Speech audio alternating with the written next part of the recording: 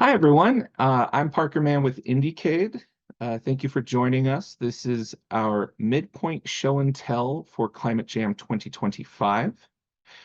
In this session, we have 5 teams. Each will have about 10 minutes to present what they're working on to our panel and ask questions and receive feedback. We will try to keep to the schedule, so we're going to just go ahead and start with our panelists introducing themselves briefly. Let's start with Dargan and MJ in that order, and then end off on the new guest, because everyone here should already know Dargan and MJ. And go ahead. All right. Yeah, I'm Dargan Frierson from University of Washington with the Earth Games group, and I'm super psyched to see y'all's games. Hey everyone, I'm MJ from UC Santa Cruz. Yeah, you all already know me, but yeah, I am a PhD candidate, formerly serious game designer and game design professor, and now I'm getting my PhD in climate resilience games. And I'm also very excited to see your midpoint presentations. Yeah, I'm Nick Fortugno. I'm the director of the digital game development program at City College in New York City. I've been a game designer and interactive narrative designer and game educator for over 25 years, and I've worked in an enormous amount in the impact space in a variety of ways. So I'm pretty familiar with impact games in a general way. Thank you so much for lending your time and joining us for the panel. We're going to go ahead and start with Team Planet Pals. So if we can just get the representative for that spotlit, and I'm going to disappear. And have a great session. Hello everyone.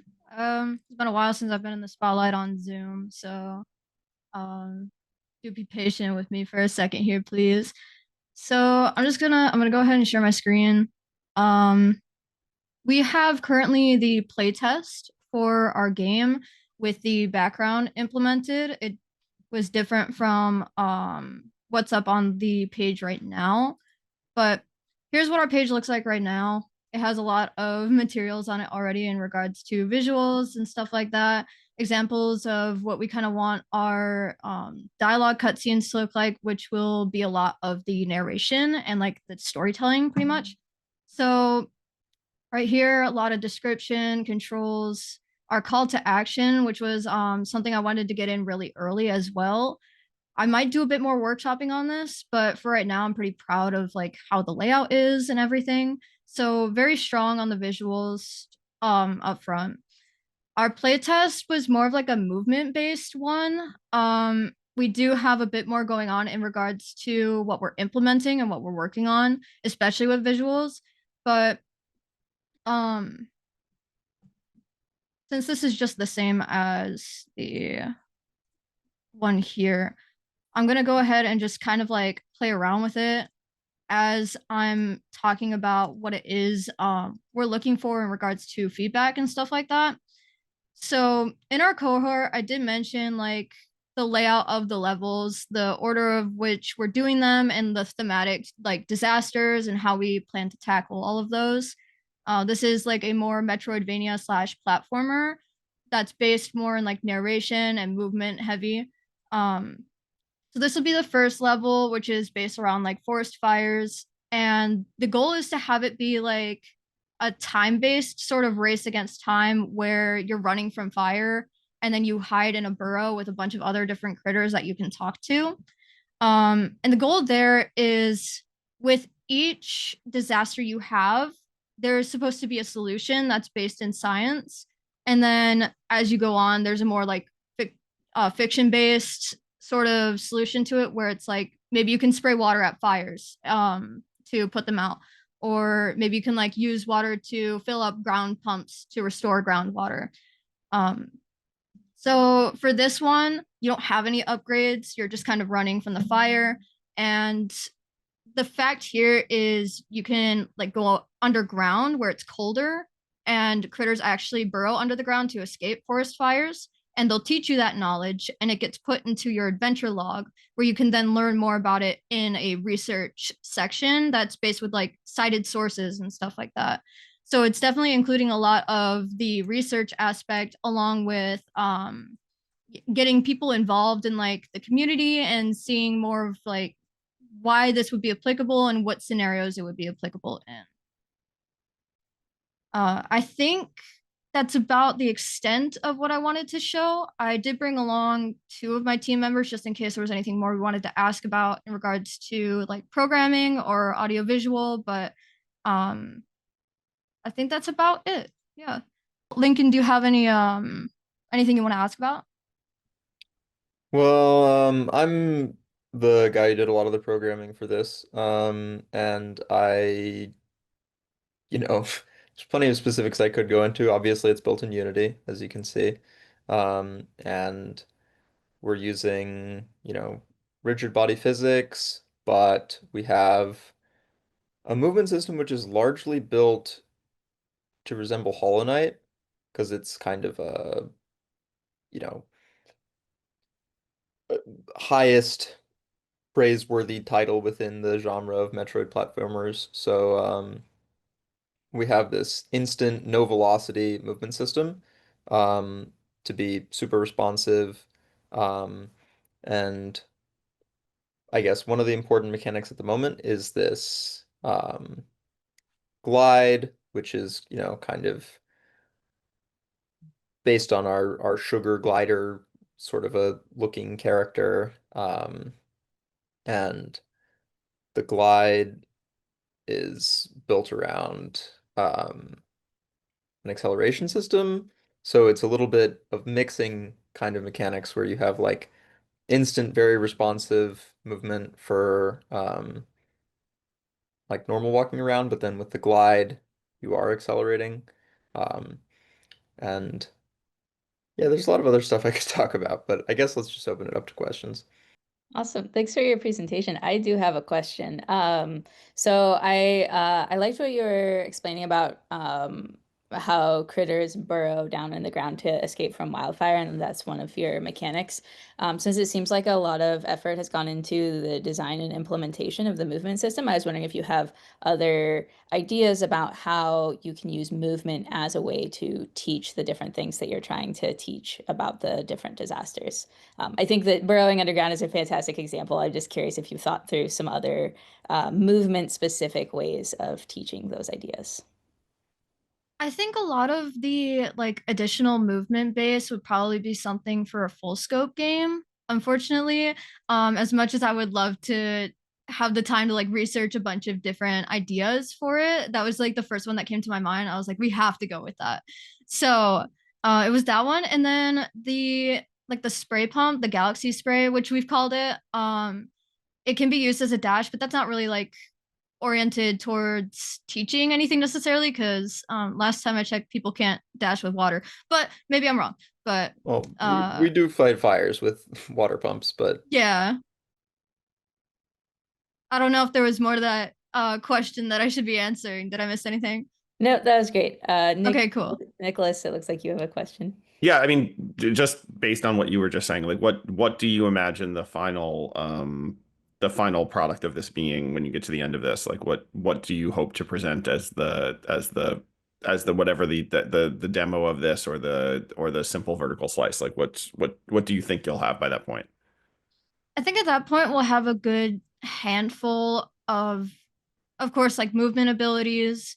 So we already have the dash and the gliding implemented. I would like to have a scanning feature at some point, which will allow players to see secrets around the map and to encourage exploration. But I think it's a lot of that. And then it's a lot of like showcasing different areas. I think in a full scope game, I would like to explore those areas a bit more with like maybe more levels based around those specific areas. So like maybe you get to see the skyline of the city, or maybe like inside the specific building. But just for this, I would like to have one area / level dedicated to each disaster. Yeah, I mean, my suggestion like there's two things that come to mind to me when I think about like the pitch you gave about the impact and the type of gameplay you're making, right? Like Mhm. one is that platformers live or die on moment to moment interaction, right? And if you look Mhm. at good platformers, you will find over and over again that like the ones you play are the ones that feel slick from the moment I touch the controller to the moment the action ends. And you can just, I mean, and I mean this talking about from professional development context, you could spend like weeks to months just in what you have right now, just tweaking the movement of the character until it's perfect. And if you look at games that have been successful in that space, like N++, it's like it's obvious they spent a very long time just looking at like how does the character slide? How long does the character's animation that's a crouch last? Like that kind of stuff you can go very deep on. And I would suggest that some part of your development do that if you want to make this into some demo that you show.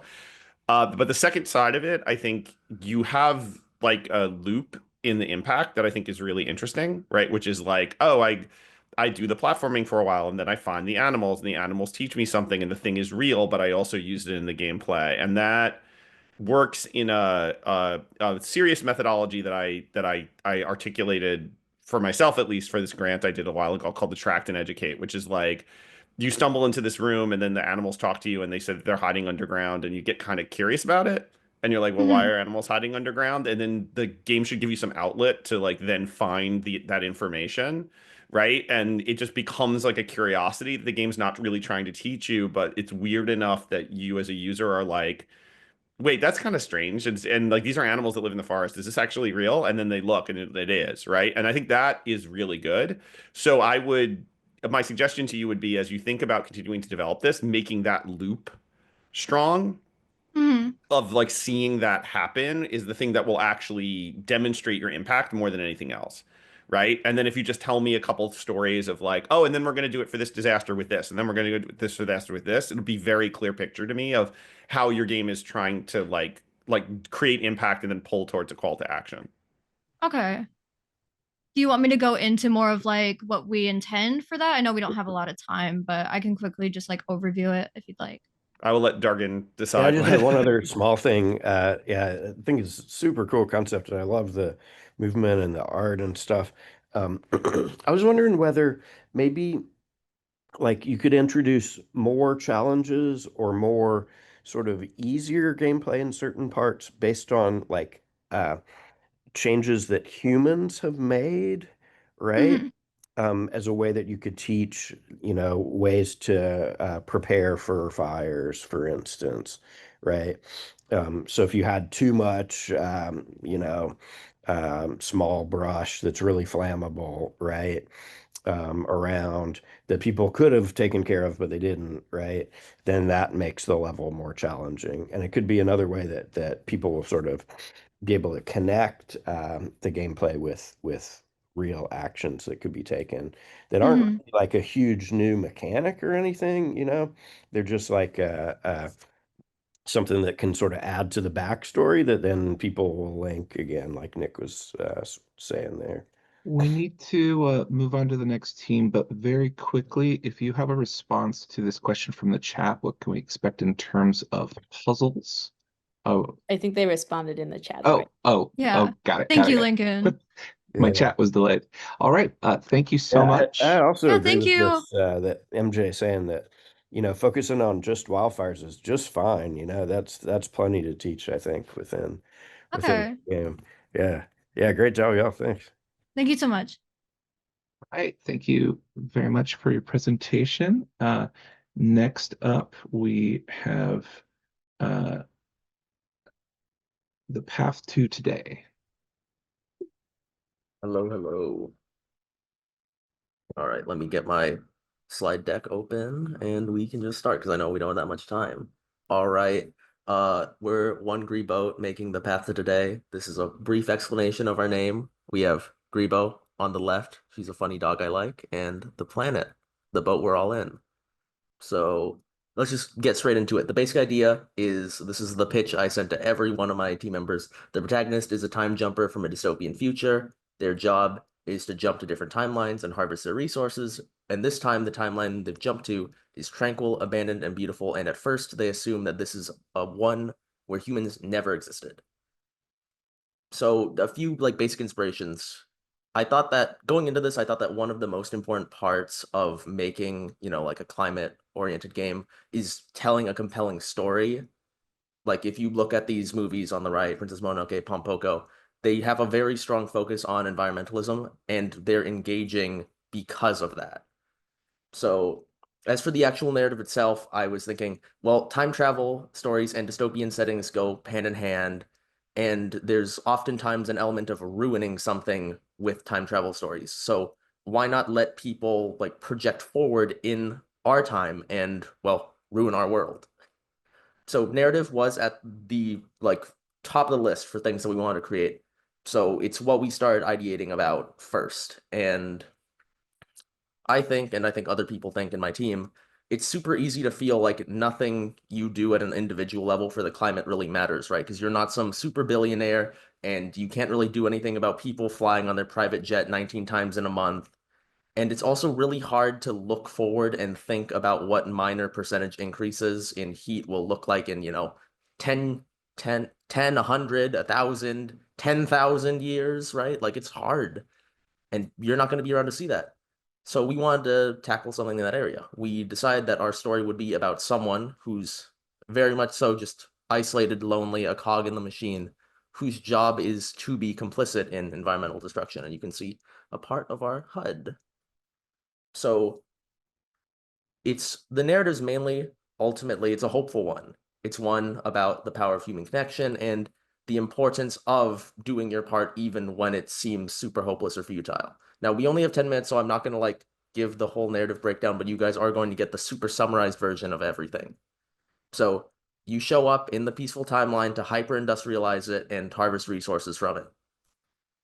While doing your maintenance job, which is the main gameplay loop, we'll get into that in a second, you hear an unknown person radioing in. It's a cool futuristic radio. I'll show it off later. And all while you're continuing to do your job and help destroy the world, you're developing a one-sided bond with the radio stranger. You could oversimplify that and be like, oh, you're getting parasocial with your favorite podcast host, but the way I wrote it sounds a bit better.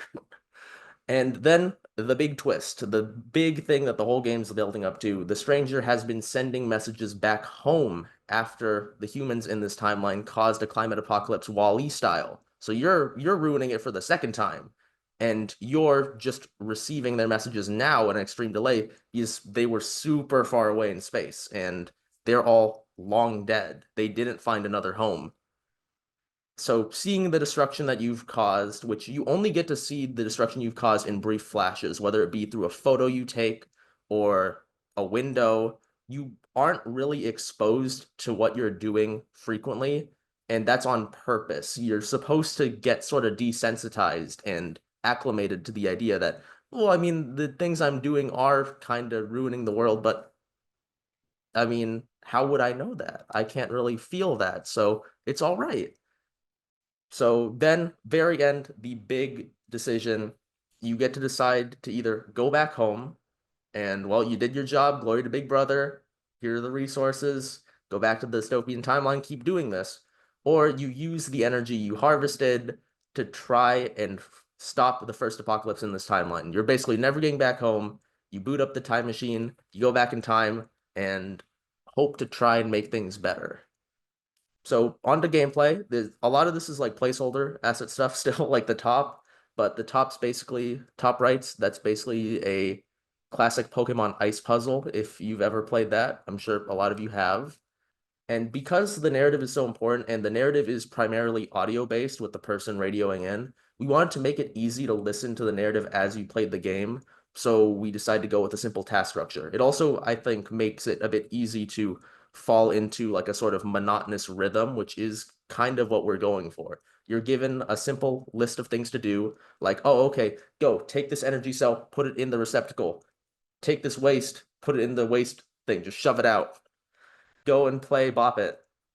And you can do all that while listening to the narrative over the radio. So, okay, here's the energy core. And yeah, it is monotonous, boring, like I said, and it's intentional, like I said as well. You get desensitized to your actions, you forget the harm that your actions are perpetuating, and you, in turn, resonate with the player character. That's where we're coming from. Audio, I could not figure out how to make it work in the slide, so I can play it after I'm done with the slide deck. But, oh, there it is, it works, never mind. I don't know if you guys can hear it, but that's the beautiful buzz of the energy core. It's a very music light game. All the music that we're gonna have is like basically ambient, and will be like in between radio conversations. It'll get softer when there's talking. And for environment design, because this is the second most important thing behind narrative, you're basically exclusively in one environment, although you do sometimes get peeks into the outside world, like I mentioned. This was the very first diagram I made for the general layout of the ship. This is what we have now. This was taken like an hour ago. And it's pretty close. We're still working on like fixing up the textures, and you because of the boundary break perspective, you get to see where I got a bit lazy with making the ship, and you see like the little bits. But hey, the player's never gonna know. And this is a room that I'm working on since we are trying to furnish everything right now. You see all those empty rooms? They are not going to be empty. We're also in the process of lighting everything, so I just kind of stuck a light there so you could actually see what's going on in this room. It's like a server room. And feedback and implementing it. We got some awesome feedback for Sprint 1 and Sprint 2. We're still working on the Sprint 2 stuff, so like adding a crosshair and like making some puzzles more intuitive, easier. Those are some things from Sprint 2. But for Sprint 1, we got some feedback way back about focusing more on a specific disaster. And so while our narrative still isn't really focused on, oh, here's things that you can do to stop these things, it's more of a, if you feel like you can't do anything, here's like a bit of inspiration, here's a bit of like, oh, okay, you kind of have to do something, as scary as it might be. But there is still like rising sea levels and desertification that's like kind of been worked into our narrative, in that those are things that the player will see their actions cause. So what's next? Basically just a lot of implementation. That's all we're doing for the next like week and a half. All the core mechanics are basically done. You can theoretically play through the full game, mechanically speaking, because we have our day system worked out, and now it's just a lot of set building, like you saw, putting the narrative content actually in the game, maybe adding subtitles and stuff. I'd love to do that. And polishing the experience overall, like, getting models in there, getting textures in there. I gotta turn off my phone. Who's texting me?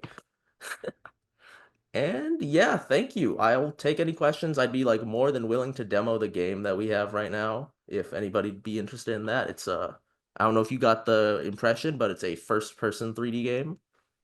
And these are more pictures of Grebo, because these came out like an hour ago, and I wanted people to see them. Well, I don't want to be first every time, but I do have a question.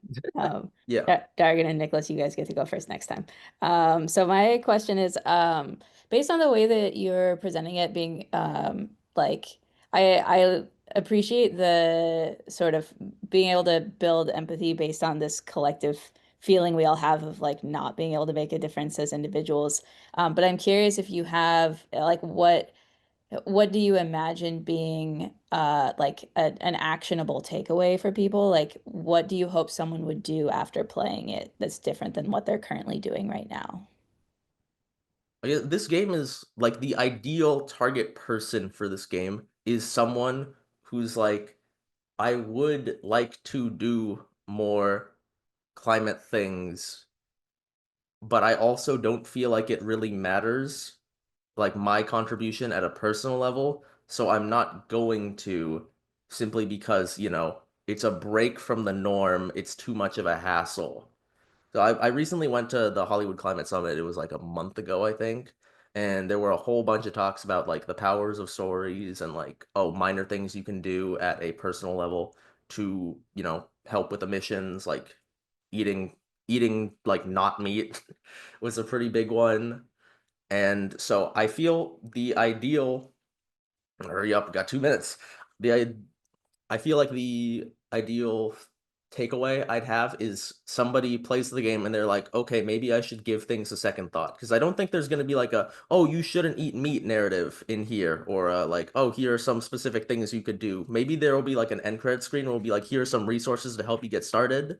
But I think the ideal takeaway would be, oh, okay, I'm gonna take a second look at things and be like, okay, maybe there are some things that I could do small at a personal level that will make a difference.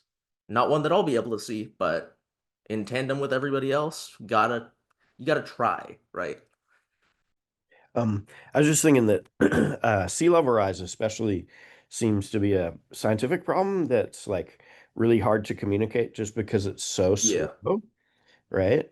hmm And that's really that sort of thing where like if you can show how some small changes now would have impacts like in 1,000 years is really like true. Like sea level rise continues for hundreds of years even after warming stops. So just because that part of the climate system takes so long to adjust. So I think that's a really good one to focus on. For sure. The like one of the big narrative, I think, like shakeups that I've thought about is you're just going to be taking like your usual progress photo or looking outside or whatever. And then since you're time traveling forward, like you're not doing it based on days, you're skipping ahead like hundreds of years each time. You're just going to go up to the window and what you were so used to as like forests or like desertified landscape, all of a sudden it's underwater and you're just like, whoa, that's a difference. I'm just showing off the basic demo we've got. You can see our pill-shaped character. Unfortunately, we are out of time, but if any of the panelists have one last quick comment they'd like to make. Yeah, we can do that. fast. Fast. If boredom is a really interesting game mechanic to try to create, it's always interesting in entertainment to try to make something boring. Because if it is actually boring, people leave. So you have to figure out how to how to like kind of like to thread that needle of like this is meant to lull you into kind of a sense of non-awareness, but also it's entertaining enough that you would stay with it. I don't think you actually have to make boring things to do that, and I think that's like that's kind of a giant entertainment sin. I would avoid that. What I would say instead is like what actually distracts people is things that are just engaging enough to keep them distracted, right? Like, so if the gameplay is just interesting enough that I just keep doing it, then I probably won't pay attention to anything else. And so I would spend a lot of time, and you can do that in these sprints because you have time to just like play around with the mechanic. It's just like, how does this stay something that I would keep wanting to do and never just because it's an impact game, don't lose the sense you have that you live in a world of like thousands and thousands and thousands of types of entertainment. And that if there was something better, you would just go do it in a second, right? Like you should always have that in your head if like you're making something for impact that's going to exist in the commercial marketplace. So that doesn't make impact games difficult. Like, well, impact games are always hard to make, but it doesn't make them like uniquely difficult to make. It just means you have to have that consideration in your head. And so maybe I'm overreacting, but I heard you say that, and that's always a concern I have in these things. So I just want to bring up that thing. Like, if it's not fun, people won't do it, and it doesn't matter how good your message is. If no one opens the book, they didn't read your message. Yeah, I think that's a very good piece of advice. Thank you. Thank you for that. We do need to move on to the next team. And for the remaining teams, I just reminder that we need to be fairly quick on the turnaround. So if you get through your presentation faster, you have more time for feedback. But it's up to you. And yeah, we will move on to Nevergreen. Hello, my name is Caitlin. I'm with 2 Weeks Studios, and we're working on a game called Nevergreen, which is a card game, narrative card game, very heavily inspired by Inscription. So I'm going to start by just showing what we have, and then I'll pass it on to the narrative team. So we have is this card game. So these are the nature cards that the player starts with. And these cost what we're calling sapling points. I don't know if we'll change that or not. So you can draw one card each turn, and then what works is this. So this card you put in place, and that one doesn't cost anything, and then one like this will cost a bit, and the saplings go down. And then a card, these are the industry cards.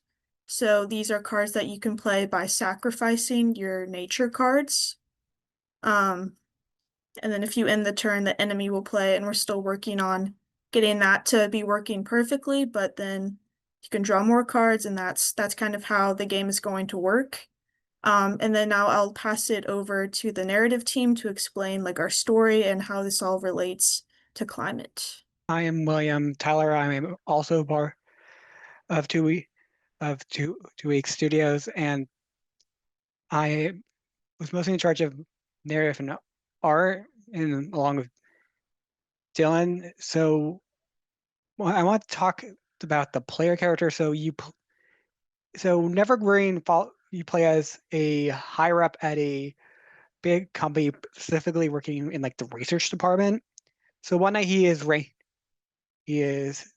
stuck in his office due to a rainstorm outside, and is approached by this mysterious figure who offers this flash drive with the card game inside of it. With nothing to do, they plug it into their computer and start the game. And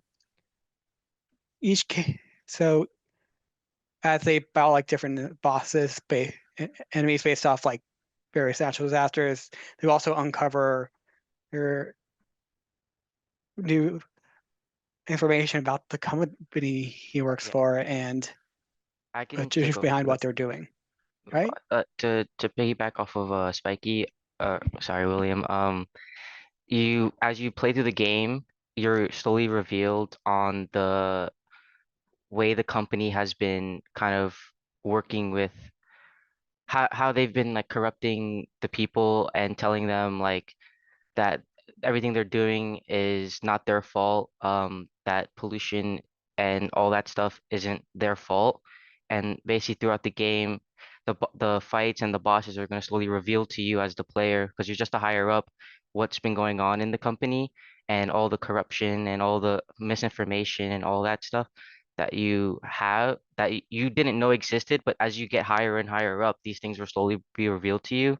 And this is the way we're kind of delivering that message, that you're kind of fighting nature's bosses, right? This takes place in the 90s, and we're focusing the bosses on to be like these mythical creatures in areas where big natural disasters had hit. So for example, there was the Yangtze River flood, the China flood in 1998. So we're having a boss based on that, and it's gonna basically you're gonna fight the boss. That's just for the aesthetic, and then the boss is going to talk to you, and the players are going to talk to you as you take more from the game, more resources. Because every time you win, you get more resources. You destroy the nature, and you get more resources. So as you play through the game, they're going to slowly reveal to you that, hey, like this is not good practices, like this is not what you should be doing, because the world behind you, the background's going to change when you I haven't fully written it out yet, but basically later in the game you're going to leave the game from the computer, you're going to look out, and like the world's just going to be so like messed up because of everything you're doing in the game to kind of have that connection. So basically the main message is that like to be more aware of what's going on, and to like just look out and make sure you're getting the right information and make sure you're doing the right actions to properly handle climate change in the best ways you know how to. Yeah, so that's what we have right now. And so that's what we'll be working on in the next week, is trying to get that across in our gameplay. So now I'd like to open the floor to feedback or questions. All right, since MJ said we had to go first, I'll go first. Yeah, I mean, I think what I would be looking at here, given the way you're trying to structure this around an inscription kind of gameplay that's going to reveal, like that you don't think you're doing what you are actually doing. You have to. What I would do is look very, very carefully at like what the game mechanic is and what the game mechanic is telling me. This is a concept that was articulated by Ian Bogost that's called procedural rhetoric, right? Which is essentially like I am doing something in the game, and if I articulate to myself what I'm doing in the game, which is I am playing cards that cost saplings and then industrial cards that cost nature, right? That's the message of the game, right? Because that's what I'm actually doing, right? And I think it's really important in games to always remember that like it's not just the story you tell me, it's like literally what I do. And so what I would do is I would interrogate that really hard, right? Is that the message that you're trying to send? Is that like, because that's what people are going to walk away with, right? If you give them a set of decisions where it's like, oh, I have to kill all the nature to make the train, that's what they're going to absorb. And so I would look really hard at that and say like, okay, well, what is it that I want to tell you about this? And how does that relate to this issue, right? Because I think like this gets where the complexity of impact games really comes up, right? Is that like you're going to tell me a story with the rhetoric, and then you're going to build a story around that. And then I, as a user, I'm going to look at that story and look at my life and be like, does this have any relationship to my life? Is this real? Right. And then I'm gonna ask questions. Because if I look at that simple narrative and I just say like, oh, the trains destroy nature, I'm like, that's not true. And then I just like I basically just check out of the persuasiveness of the game in a certain way, right?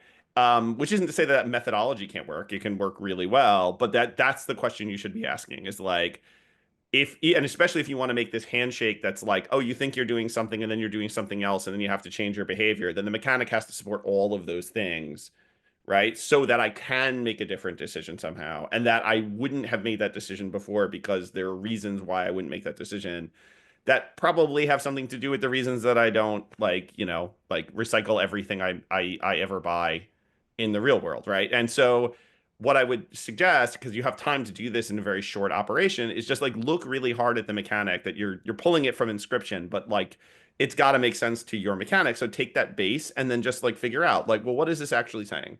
Like if I just played the game and I didn't read anything, what does the game teach me? Is that what I want it to teach me? And then how can I adjust the mechanics so that they teach me what I want? And then the prototyping can like be a methodology to discovering that.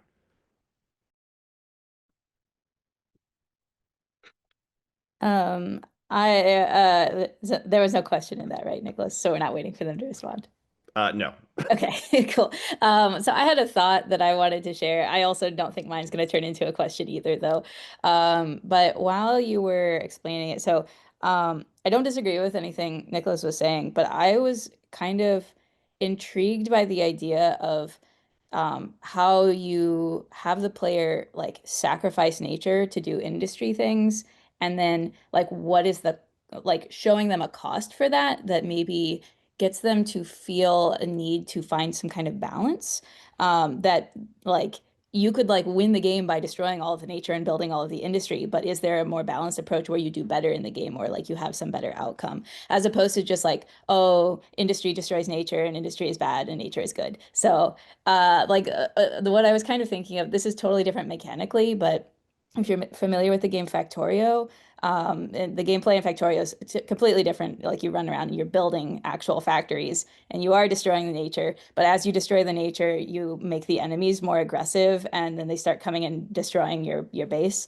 And so like the idea there is like sort of subliminally, it's not a narrative thing, but just subliminally, you have to find a balance of destroying nature as little as possible while you're building your factory so that you don't aggravate the enemies and have them come and attack you. So anyway, I just wanted to encourage a sort of maybe thinking about in terms of can you punish the behavior of sacrificing nature in a way that's not just narratively saying this is bad, but rather mechanically pushing them towards finding a balanced approach.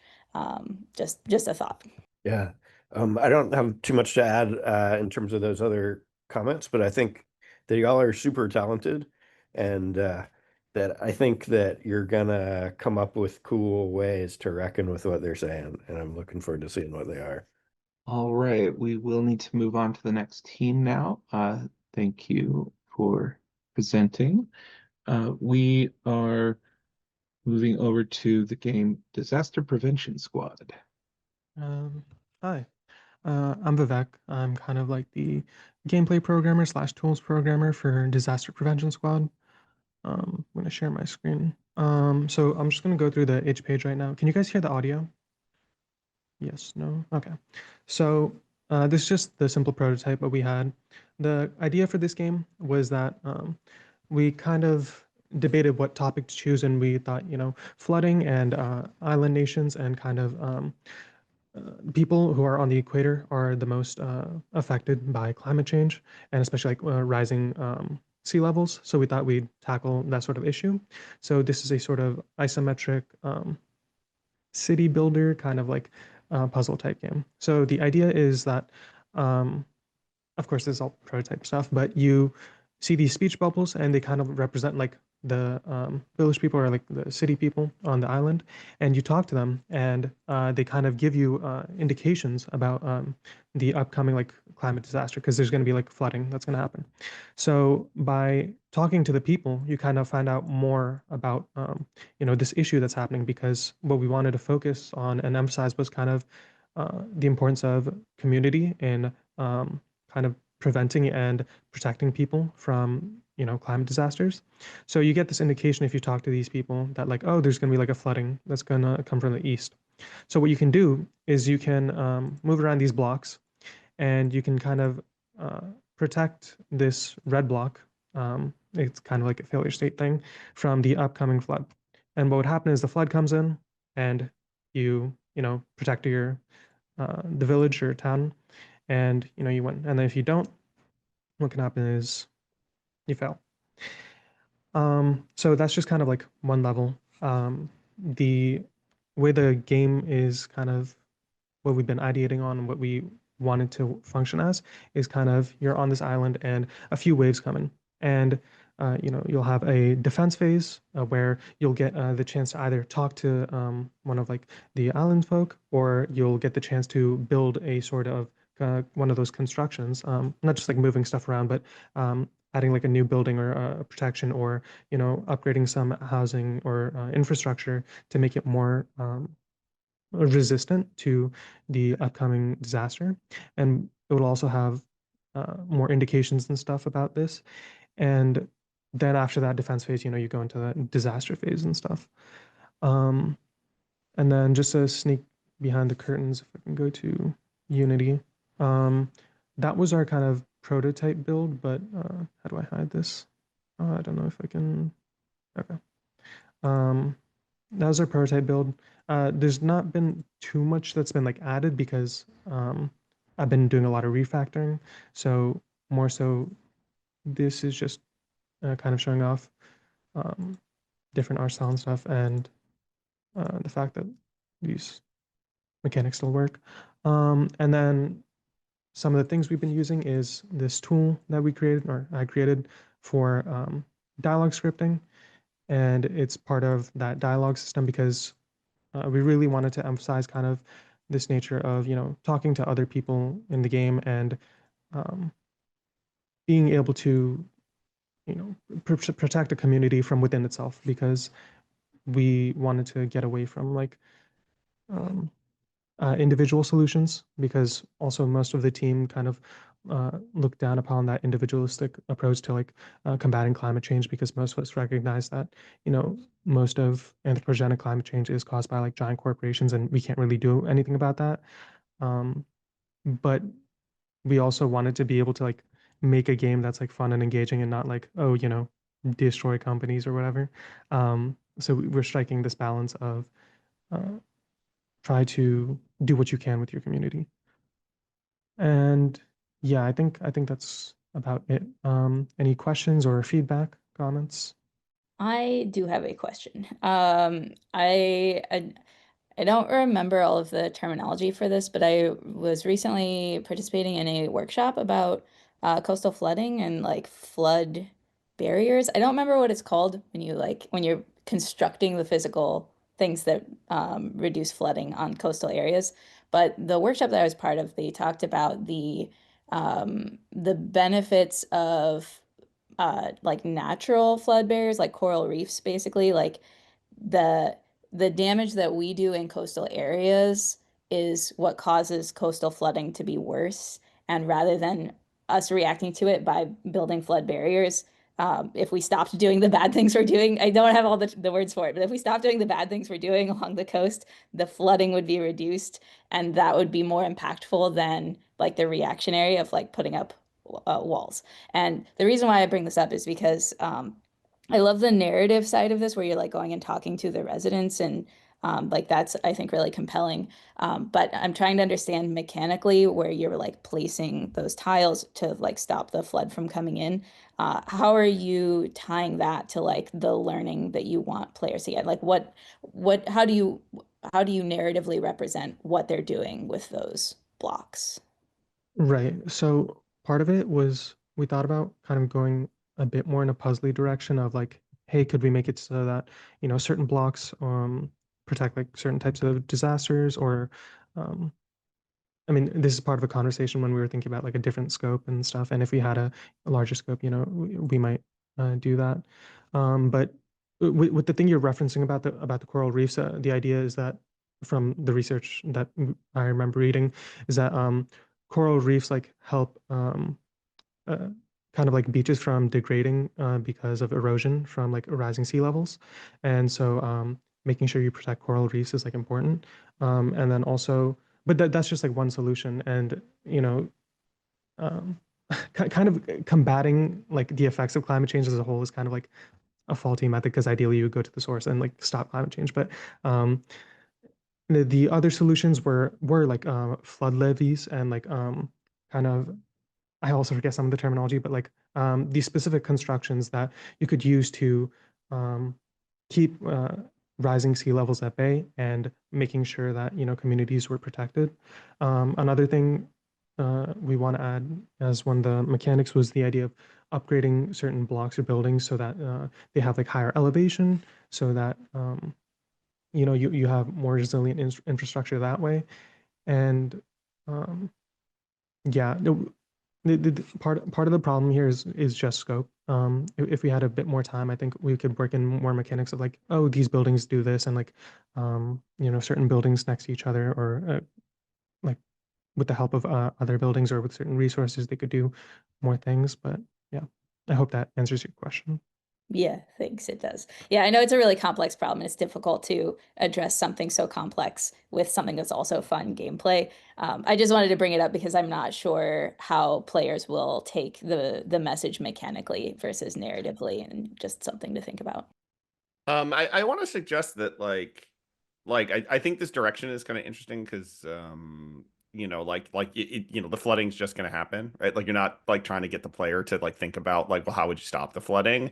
And I want to just offer to you that I don't think that invalidates the idea that they would want to stop the flooding if you just give them a game where it's like, yep, well, sea levels are rising and they're rising and they're rising. I guess people should have stopped burning, like they should have started switching to renewable sources earlier. That is a motivator if the game is compelling enough and the story is compelling enough for them to be like, I don't want to end up in this space. This is terrible, right? And so from that perspective, I think it's really interesting. I think that just to talk about the puzzle gameplay for a second, it's going to be interesting when there's like either it's difficult to solve or there are trade-offs to solving it. I don't think you have to build a lot of mechanics to make this provable as a minimum viable. I think you just have to show an interesting puzzle, right? Like, so right now what I'm seeing is just like, oh, the flood comes from the left and I have to block the left. And like that's good for just like this very basic proof of concept. But what I would do is spend a little bit of level time thinking about just like, oh, if I just have the flood come in from one direction, but I create conditions that make it difficult to save everything, or that you have to do a trade-off, that will communicate what makes the game fun. And then you can just give people a list of like, oh, and then we're gonna have these power-ups. But I think I would be aiming your prototyping at getting to that point where I can imagine by playing it how the game is complicated. Because I think that will do the best to like giving you a platform to keep working on it in the future if that's something you want to do. Yeah, definitely. And a question I would ask, and I'll also comment for that, is the flooding does like come in from all four sides. It just showed like in that like prototype and the demo like one side, but ideally it would be like kind of random, and there would be that kind of strategy of like, oh, which parts of the city or like those failure states, how do I avoid them by protecting specific parts? And also that information you would get from speaking to specific villagers, because you would only get like, or I keep saying villagers, strange term, but you'd speak to like certain people and they'd give you like certain information, and you would only get one chance to do that, right? Versus speaking to another person. And but quickly, the question was kind of what would be like the ideal scope for ending off this game jam? Would that be like a MVP of like, oh, this is like not fully complete as like a final game, or yeah, what would that look like? I'm so sorry. We'll need to answer that question in the text chat or as a Okay. follow-up. Thank you for presenting. And I don't know, Yeah, thank you. Dargan, did you get a response in for this one? Okay. Thank you for presenting. We have one more team, and two of our panelists will need to leave very soon. So this one will be a more condensed segment. So I'll let you go ahead as soon as you are ready.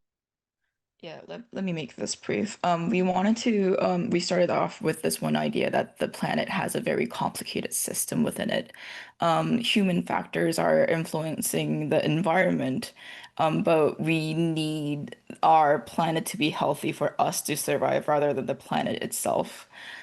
So we came up with a simulation game where we have to balance both the healthiness of our planet and the population numbers. So those are the two main factors that the players have to make sure to keep up.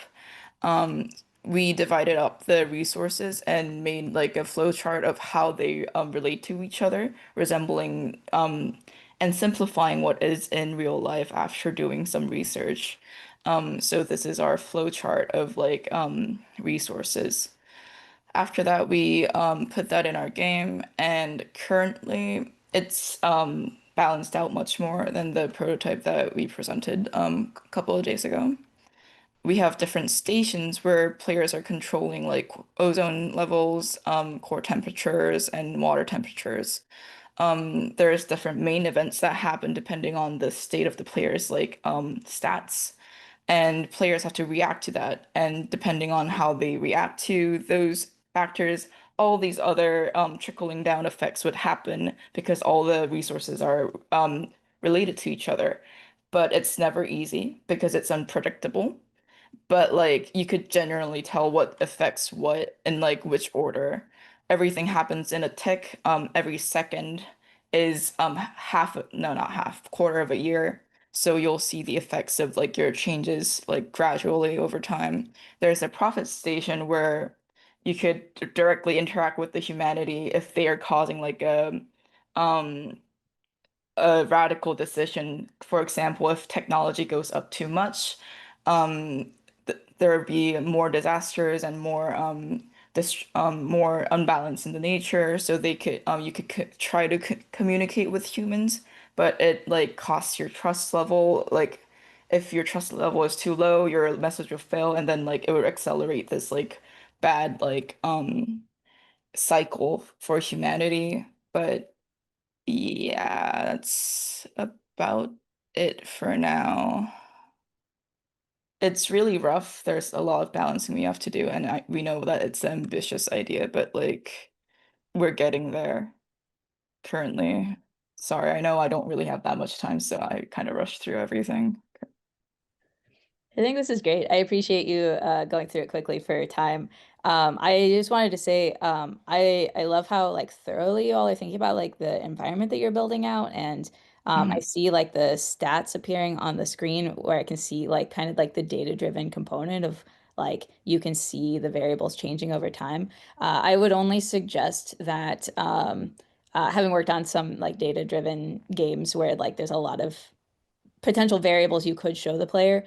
Sometimes it's helpful to show the player fewer things because they kind of will just sort of zone out. Like I think you had like 10 or 12 things in that you were displaying there. Starting them out just with a couple of things that they're looking at and managing and then building up could help them understand what those things are doing, because I would want to understand what each of those variables is and how it's working. But seeing all of them at once, I think I wouldn't be able to figure it out. So that's So my basically suggestion. spacing it out or like dividing them up. Yeah, yeah, like introducing them like one or two at a time. Uh-huh. Thank you. All right. Well, thank you. I wish we'd had a little bit more time for some of those games, but thank you again to all of the teams for presenting and our panelists for providing their feedback. For the next few days, just keep working on your games. We're excited to see where they go. There are mentors on the Discord server to get additional feedback, and also we encourage you to share your work on the Works in Progress channel as well as in your cohort channels and ask specific questions for feedback from the other teams participating in the jam. There will be another show and tell session at the end of the jam. We'll send out information to sign up for that later on. Thank you all for joining, and have a great rest of your production sprint.